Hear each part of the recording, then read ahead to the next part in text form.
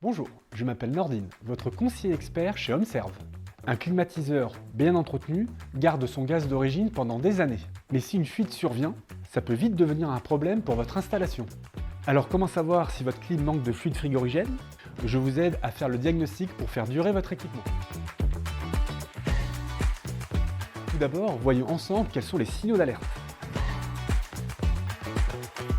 Premier signal, le manque de performance. Votre appareil souffle de l'air, mais il est beaucoup moins frais ou beaucoup moins chaud en mode hiver. Deuxième signal, une facture qui monte. Une clim qui fonctionne mal consomme plus d'énergie. L'appareil va tourner plus longtemps pour maintenir la température. Si votre facture grimpe d'un coup en été, c'est un signe à ne pas négliger. Troisième signal, la présence de givre à l'extérieur. Si vous voyez de la glace sur l'unité extérieure ou sur les tuyaux en cuivre, c'est le signe d'une baisse de pression. Quatrième signal, un sifflement suspect.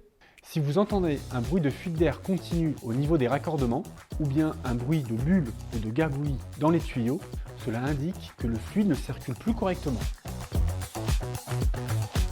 Dernier signal, une mise en sécurité intempestive. L'appareil s'arrête de lui-même et indique un code erreur. Il s'agit souvent d'un arrêt lié à une pression trop basse pour permettre le bon fonctionnement de l'appareil.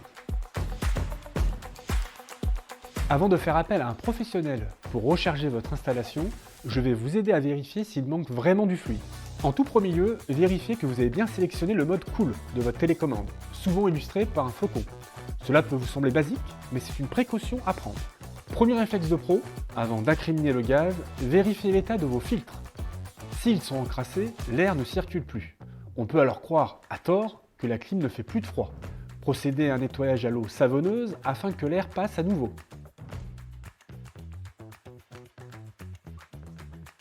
Enfin, contrôlez l'unité extérieure. Le ventilateur peut être bouché par des feuilles mortes, des papiers ou un sac plastique. Veillez à ce qu'il reste bien dégagé. Si aucun de ces points ne se confirme, il s'agit sûrement d'une fuite de fluide frigorigène. Si le manque de gaz dans votre appareil est bien identifié, il faut immédiatement l'arrêter. En effet, faire tourner le compresseur sans gaz peut l'endommager de manière irréversible. Faites appel à un technicien frigoriste détenteur d'une attestation de capacité pour remettre du gaz dans votre installation. En France, c'est une obligation.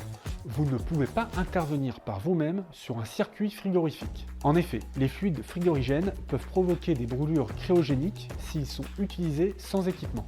De plus, il est nocif pour l'environnement. Pour bien préparer l'intervention du professionnel, notez la marque et le modèle de l'appareil pour que celui-ci vienne avec le bon fluide. R32, R410A. Vous pouvez trouver l'indication du type de gaz sur l'unité extérieure de votre climatiseur.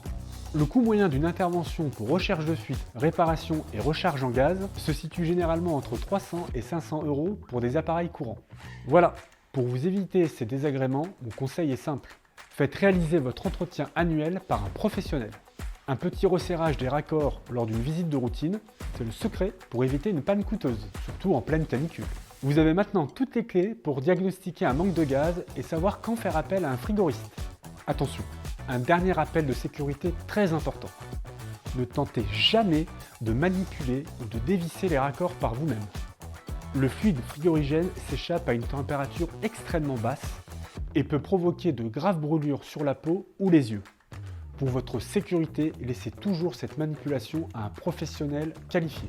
Si ce tuto vous a plu, n'hésitez pas à le liker et à vous abonner à notre chaîne YouTube. A bientôt pour un prochain tuto.